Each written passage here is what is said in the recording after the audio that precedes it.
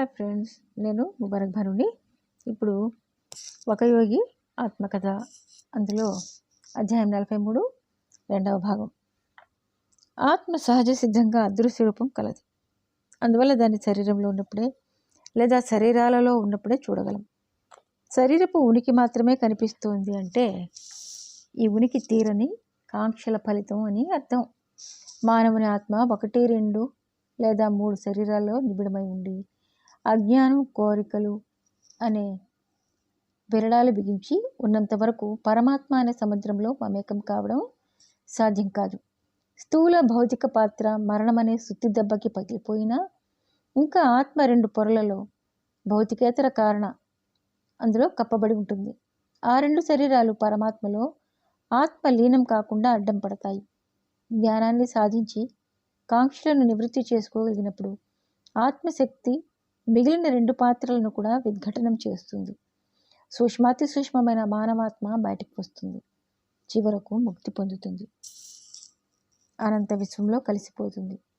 ఉన్నతమైన మార్మికమైన కారణ ప్రపంచాన్ని గురించి ఇంకా వివరించమని నా దివ్య గురువును ప్రాధేయపడ్డాను. కారణ ప్రపంచం వర్ణించలేనంత సూక్ష్మమైనది. దాన్ని అర్థం చేసుకోవాలంటే అసాధారణ ఏకాగ్ర చిత్తం కావాలి. అతను కళ్ళు మూసుకొని భౌతిక బ్రహ్మాండాన్ని వాటి అనంత వైశాల్యాలతో దర్శించగలగాలి. ప్రకాశవంతమైన బెలూను దాని కిందుగా బుట్టలా ఉన్న స్థూల సాంద్ర భౌతిక ప్రపంచం కనిపించాలి. ఈ విధమైన అసాధారణ ఏకాగ్ర చిత్తం ఈ 2 బ్రహ్మాండాలను వాటి జటిలత్వాలతో సహా కేవలం ఆలోచనలుగా పరివర్తన చేయగలిగితే అప్పుడు అతను కారణ ప్రపంచాన్ని చేరగలడు. మనసు పదార్థం ఏకమయ్యే సంలీన సరిహద్దు రేఖ మీద నిలబడగలుగుతాడు.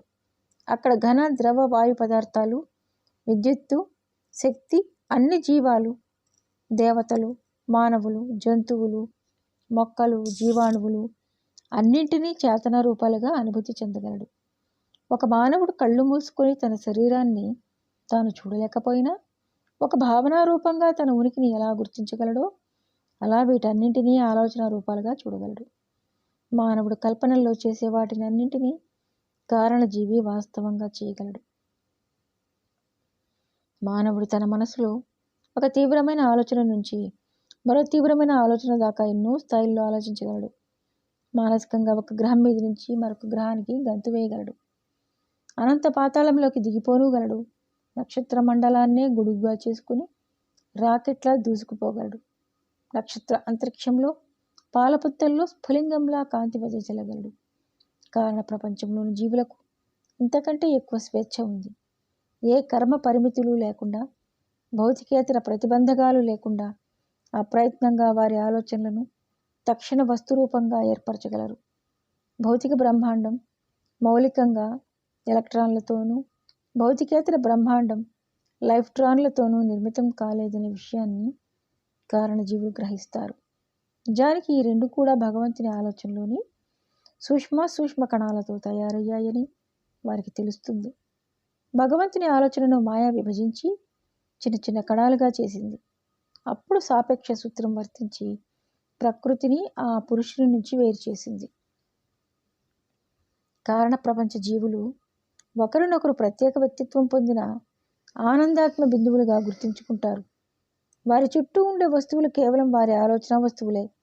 కారణజీవులు వారి శరీరాలకు, ఆలోచనలకు మధ్య భేదాన్ని కేవలం భావనలుగా తెలుస్తారు. ఒక మానవుడు కళ్ళు మూసుకొని మిరుమిట్లు గొలిపే తెల్లని ప్రకాశాన్ని ఊహించగలడు, లేదంటే అస్పష్ట నీలికాంతిని చూడగలడు. అదేవిధంగా కారణజీవులు ఆలోచన మాత్రంగా చూడగలరు, వినగలరు, భావించగలరు, రుచి చూడగలరు, స్పృశించగలరు, సృష్టించగలరు లేదా లీనం చేయగలరు. ఇదంతా బ్రహ్మాండ మనశ్శక్తితో చేయగలరు. మరణం, పునర్జన్మ కూడా కారణ ప్రపంచంలో ఆలోచనలోనే జరిగిపోతాయి. కారణ శరీరులు కేవలం అనంత జ్ఞానామృతాన్ని ఆహారంగా గ్రహిస్తారు. వారు శాంతిని తాగి తోవలు లేని అనుభూతుల భూమిలో విహరించి పరమానంద సముద్రంలో ఈదులాడుతారు. వారి ప్రకాశవంతమైన శరీరాలు, ఆత్మలు సృజించిన గ్రహాల మీదుగా అప్పుడే ఉదయించిన విశ్వద్భుతాలు, జ్ఞాన నక్షత్రాలు, బంగారు నిహారికల స్వప్నాల మీదుగా అనంతుని విశాల ఆకాశ నీలి హృదయం మీద ఎగిరే దృశ్యాన్ని చూడవలసిందే.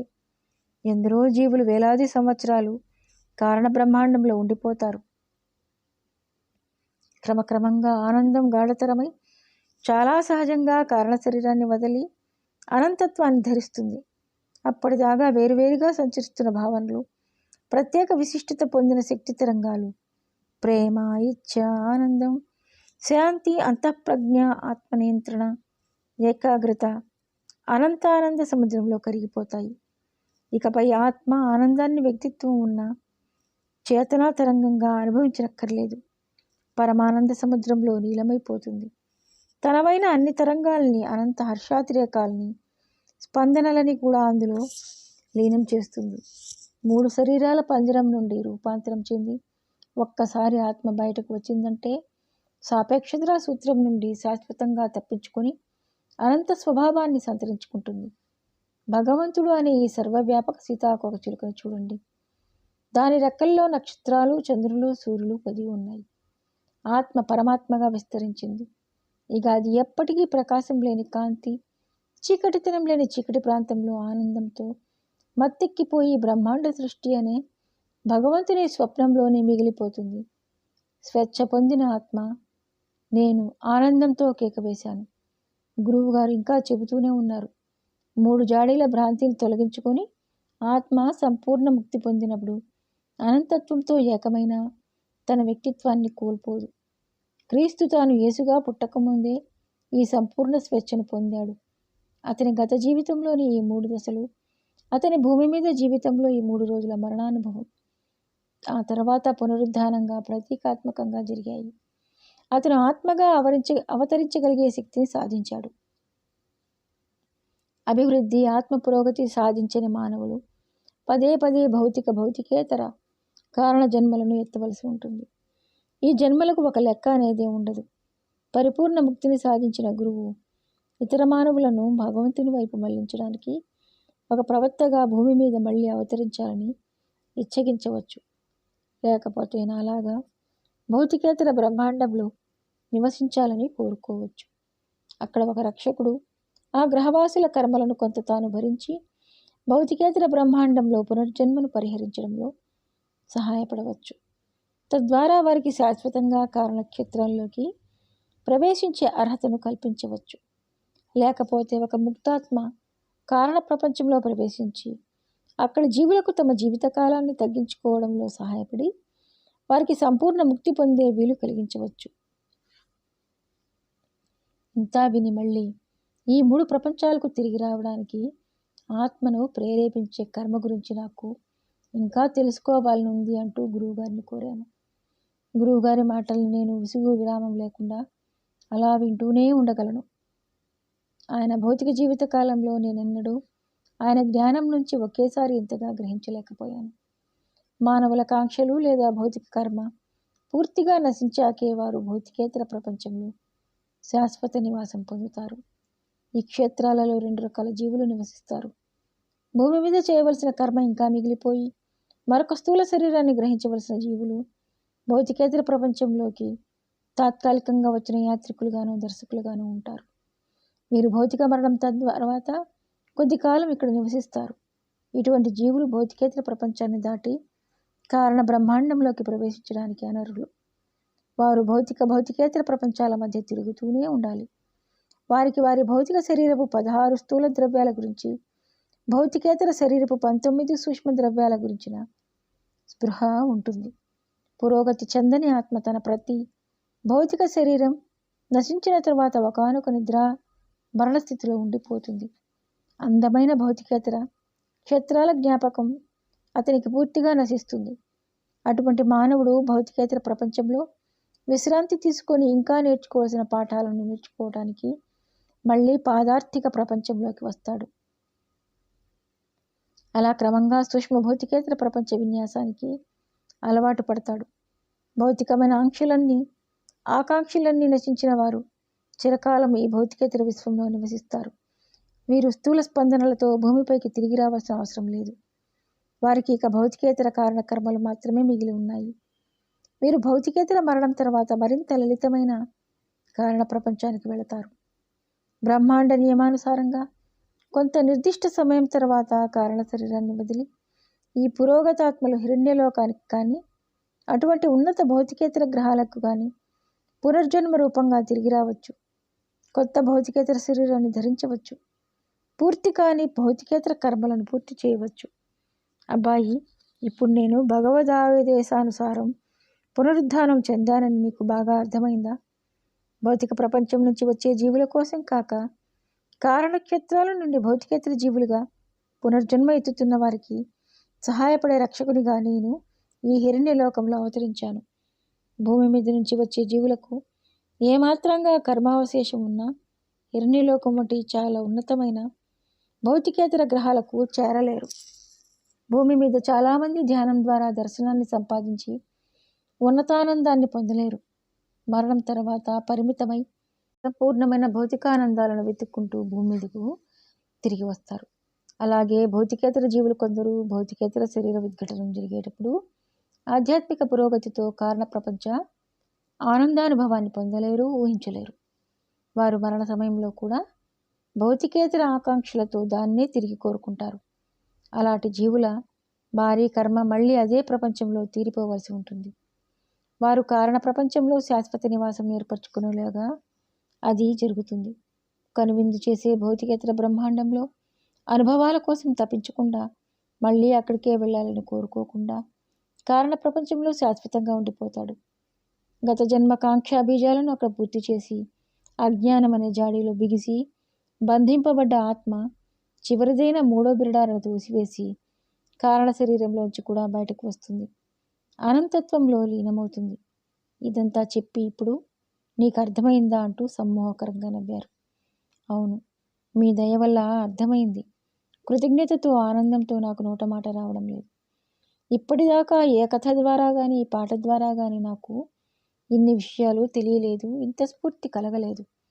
మానవుని 3 శరీరాల గురించి, కారణ భౌతికేతర ప్రపంచాల గురించి హిందూ పురాణాలు అప్పుడప్పుడు ప్రస్తావిస్తూనే ఉన్నాయి. కానీ పునరుద్ధానం చెందిన గురువుగారు అధికారపూర్వకంగా చెప్పిన ఈ అంశాల ముందు అవి చాలా అస్పష్టంగా అనిపించాయి.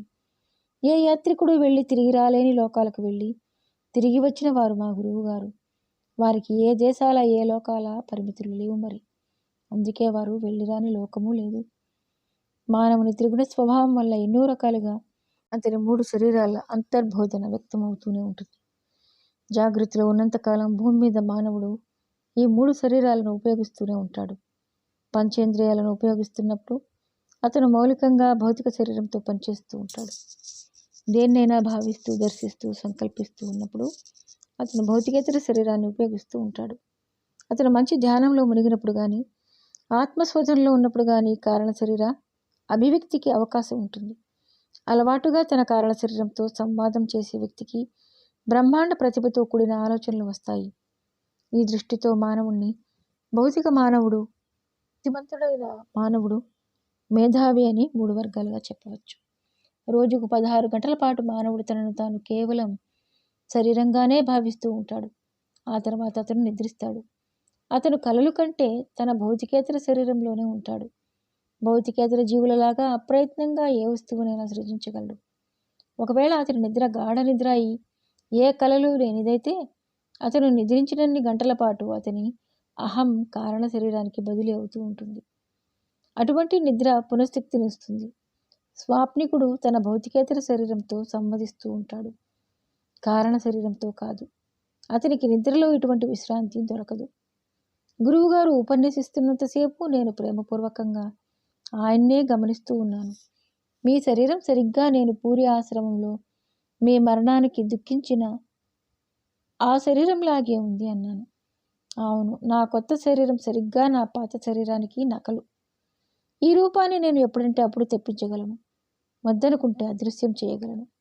భూమి మీద నివసించినప్పటికంటే తొందరగా, తరచుగా ఆ పని చేయగలను.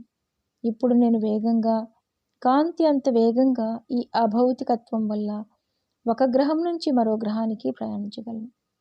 అభౌతిక బ్రహ్మాండం నుంచి కారణ బ్రహ్మాండం, భౌతిక బ్రహ్మాండాలకు అవలీలగా ప్రయాణించగలను అన్నారు గురువుగారు. గురువుగారు, మీ మరణానికి నేను ఎంతగా దుఃఖిస్తున్నానో తెలుసా అన్నాను. ఓహో, నేను మరణించింది ఎక్కడ?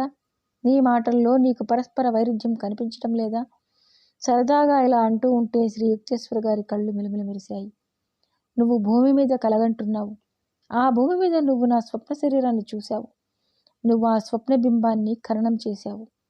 ఇప్పుడు అస్థి మాంసయుతమైన ఈ శరీరం నీ చేతుల్లో పదవి పట్టుకున్నా, ఈ శరీరం ఇంతకంటే లలితమైన స్వప్న గ్రహం మీద భగవంతుని స్వప్నంలో పునరుద్ధానం చెందింది.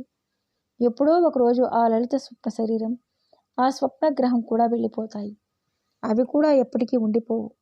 స్వప్న బుద్భుజాలన్నీ ఎప్పుడో ఒకప్పుడు పగిలిపోవలసిందే. కలలకు వాస్తవాలకు మధ్య భేదాన్ని నువ్వు తెలుసుకోవాలి యోగానంద అన్నారు. వేదాంత పునరుద్ధానం అనే భావన నన్ను ఆశ్చర్యంలో ముంచెత్తింది. పూరిలో ప్రాణరహితమైన ఆయన శరీరాన్ని చూసి ఆయన గురించి జాలి చెందినందుకు నాకు ఇప్పుడు సిగ్గుగా ఉంది. భూమి మీద జీవించినప్పుడు, తన స్వంత జీవితాన్ని అనుభవిస్తున్నప్పుడు కూడా ఆయన నిరంతరం భగవంతునిలో జాగృతులై ఉన్నారని నేను ఇప్పుడు గ్రహించాను. భూమిని వదలడం, పునరుద్ధానం చెందడం ఇవన్నీ కూడా బ్రహ్మాండ స్వప్నంలోని సాపేక్షకాలు కానీ మరొకటి కాదనే ఎరుక ఆయనకి ఇప్పుడు ఉంది.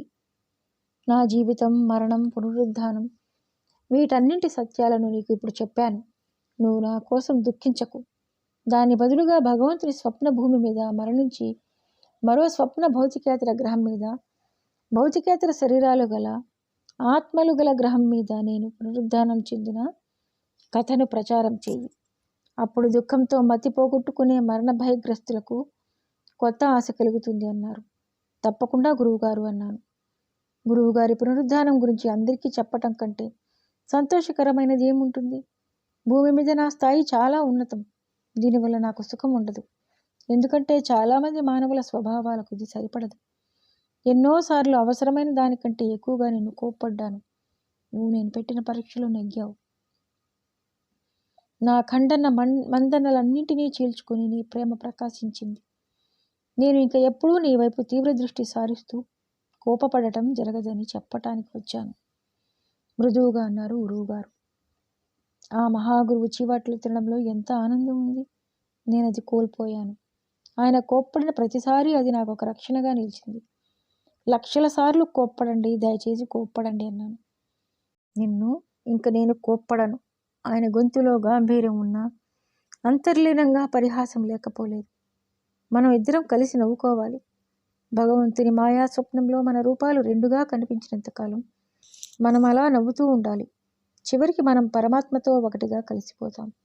అప్పుడు మన నవ్వులు ఆయన నవ్వులు అవుతాయి. మన ఆనంద స్పందనాత్మక ఐక్యతా గీతం భగవంతుని వైపు ఉన్ముఖులైన ఆత్మలన్నింటికీ ప్రసారమవుతుంది అన్నారు. నేను ఇక్కడ వివరించలేని కొన్ని విషయాల గురించి ఆయన నాకు బోధించారు. బొంబాయి హోటల్లో నాతో గడిపిన ఆ 2 గంటల సమయంలో నేను అడిగిన ప్రతి ప్రశ్నకు గురువుగారు సమాధానం చెప్పారు. 1936వ సంవత్సరం జూన్ నెలలో ఆయన వచించిన ప్రపంచ భవిష్యవాణిలో ఎన్నో అంశాలు ఇప్పటికీ నిజమయ్యాయి.